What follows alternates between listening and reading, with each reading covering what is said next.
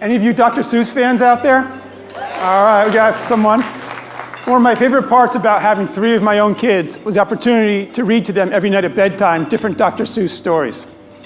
Now, a few months ago, I was meeting with Laura Arriaga and thinking about relationships between donors and nonprofit leaders and how the tension sometimes exists between the two. And I suddenly recalled this scene, the first scene in the story where the character is looking across the field with trepidation and fear at this pair of green pants that's approaching.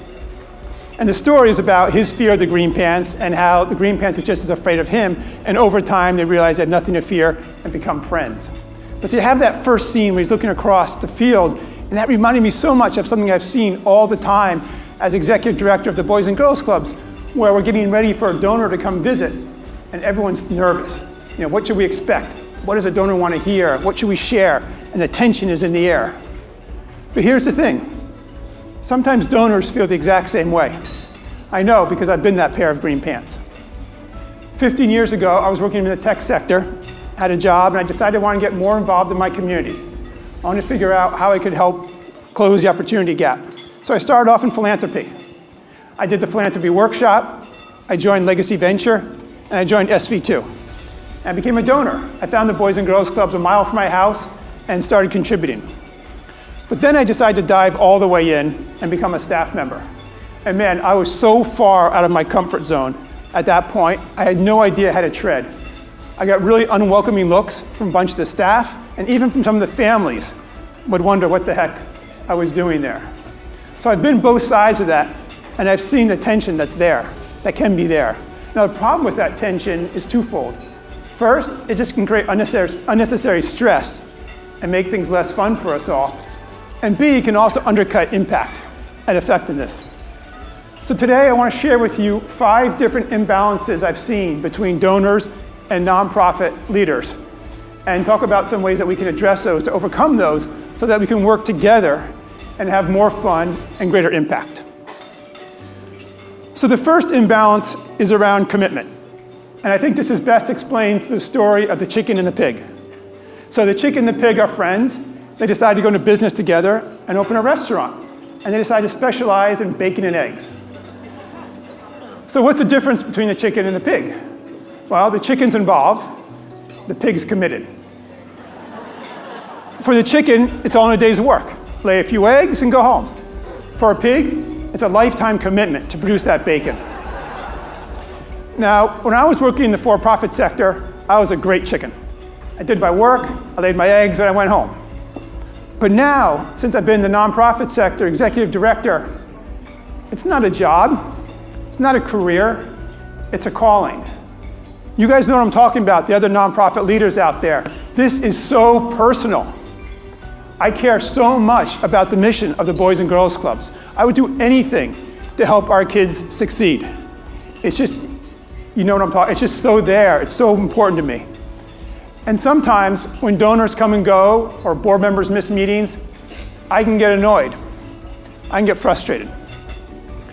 And I have to remind myself not to look at it that way. That's a wrong perspective. Rather than compare their involvement to my involvement, I should be thinking about their involvement versus other people in the community who aren't even involved at all. I have to retrain myself to be appreciative of the support they are giving us. After all, the reason why I'm getting paid and they're not. Now, donors, what can you do to help with this? You can help by investing in long-term support. Our best donors are the ones who are there for the long term with us. Because what we're trying to do, just like all of you nonprofit leaders, is tackle hard problems that aren't going to be solved in a matter of months or a 1 or 2 year grant cycle. We're trying to help kids succeed in elementary school, go to middle school, graduate from high school, and then excel in college. This takes time.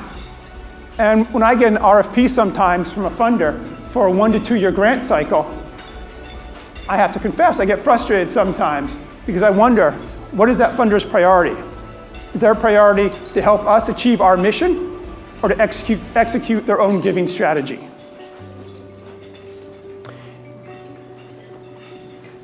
The second asymmetry I see, or imbalance, is around information. Staff have the information, but funders don't. When I first joined the Boys and Girls Clubs, I did it because I liked the mission. I liked the sound of it. It sounded like a good idea. but I had no idea how effective the organization was. There was no metrics. I didn't even know what questions to ask. And so I kind of joined it on a matter of blind faith. And it seems like a lot of funders probably end up joining organizations on a matter of blind faith. And for me as a funder, that was discomforting, not really knowing if my dollars were having a great impact. So now what we try to do at the Boys and Girls Clubs is be extremely and fully transparent with all of our funders. There's nothing that we discuss internally that we don't discuss externally. Staff ask sometimes, if a donor is coming to visit or we have a report, what should we share?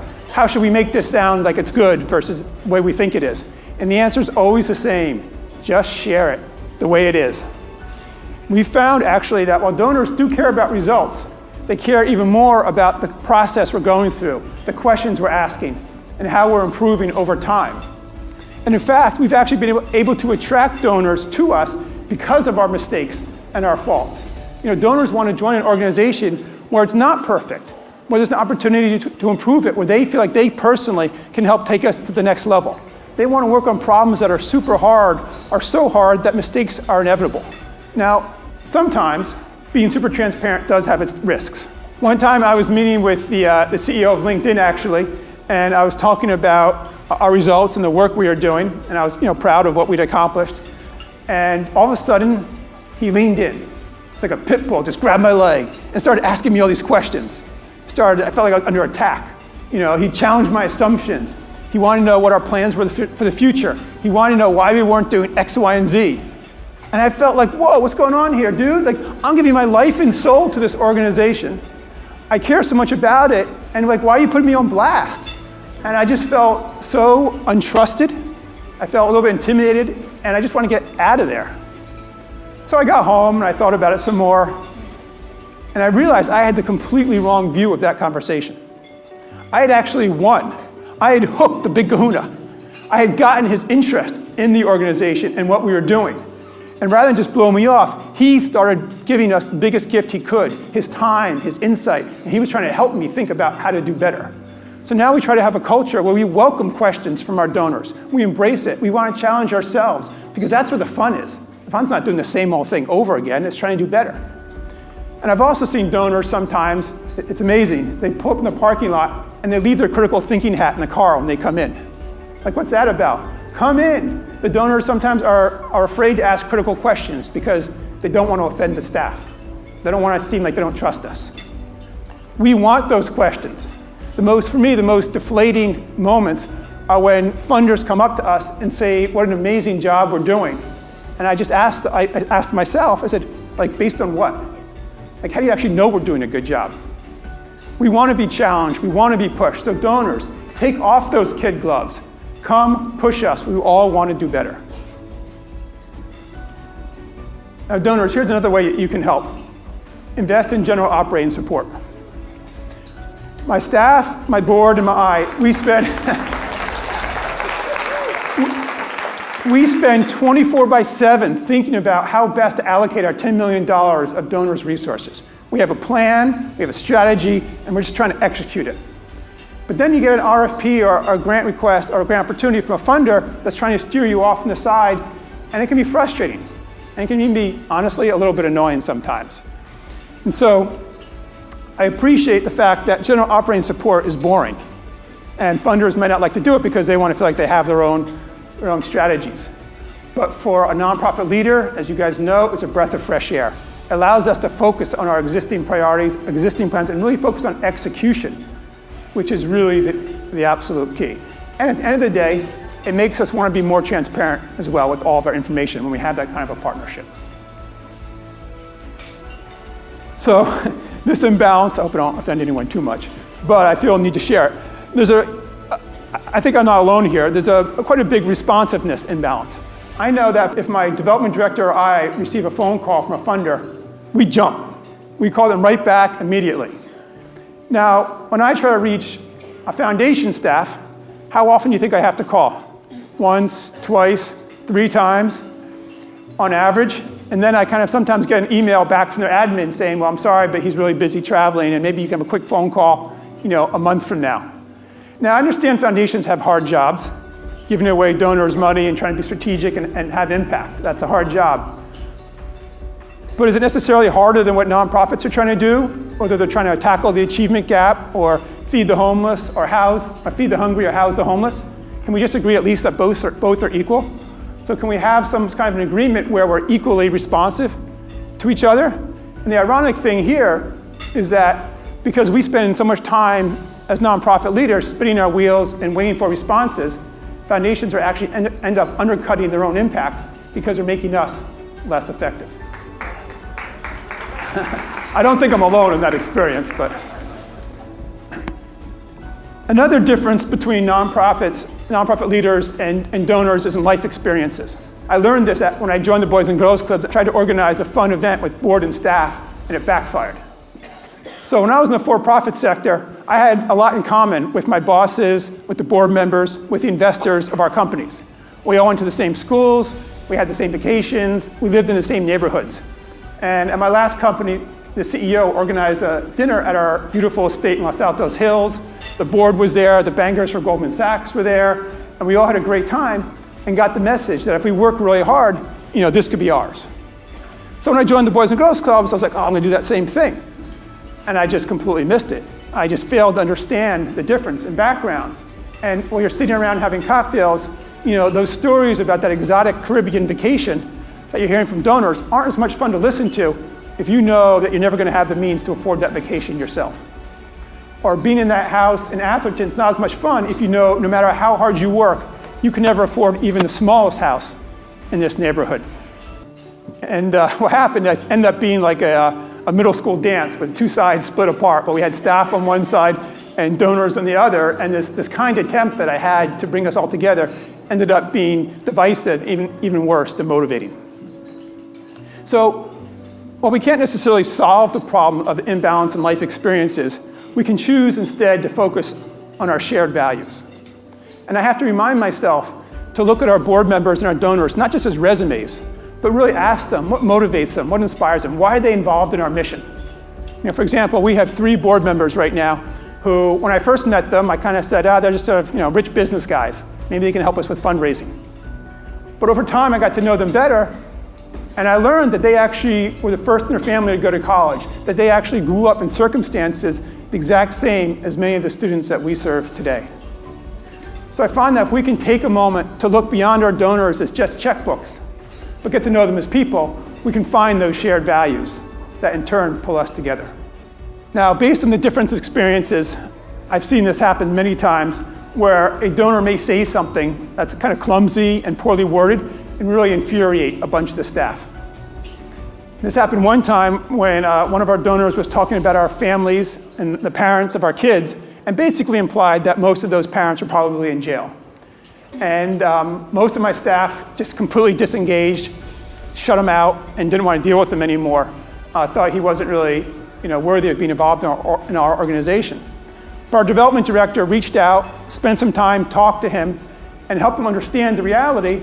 And before you knew it, he became a mentor to one of our students and actually worked with that student all the way through college and has become an incredibly valued partner. So what I find is that if we can just have the patience and the openness to not focus on our and the trust, to not focus necessarily exactly on the donor's words, but focus more on the intent, we can work together. The final asymmetry, imbalance, is of course money. As in, donors have it, and we nonprofit leaders need it if we want to achieve our mission. And if we don't watch ourselves, a very unhealthy power dynamic can develop between funders and leaders. But here's the thing. Funders need us as much as we need them. Funders need high-performing nonprofit organizations like ours to take their dollars, to hire staff, to run programs, to translate their dollars into impact, to achieve their goals. So, nonprofit professionals, own your power. Let's work with funders, let's approach funders as partners. Let's offer them a deal. Let's say to them, hey, if you want to invest in our organization, we'll work our hardest. We'll commit to running the best programs and have the best staff possible to maximize the return on your investment. And let's be bold. What you guys are doing right now is so important. Our community needs a healthy and vibrant nonprofit sector. There are funders out there. There's never been more wealth in Silicon Valley as there is today, right now. Forget those campaigns for $25,000. Ask each donor for $25,000. The funders want to get involved. They just need to be shown how. Let's remember, they need us as much as we need them. So finally, whether you're a funder or a nonprofit staff, whether you're a chicken or whether you're a pig, we all share the scarcest resource, our time. And the most important decision everyone in this room makes is, what do we do with our time? I've been incredibly blessed over the last 15 years to allocate most of my time to creating opportunities for low-income kids in Silicon Valley. And there's nothing I would rather have done with that time. None of us know how much more time we have or what the future holds for us. So let's think carefully about where we spend our time. Thank you guys for devoting your time to what we do here. And I promise you that you will never, ever regret spending your time to help others. It's the shortest path to a fulfilling life. So, nonprofit leaders and funders, while there are some inherent imbalances in our relationship, they don't have to pull us apart. Let's acknowledge them, but let's proactively take action to overcome them. Let's work together in partnership with shared values to make Silicon Valley a great place for all families to live. Thank you very much.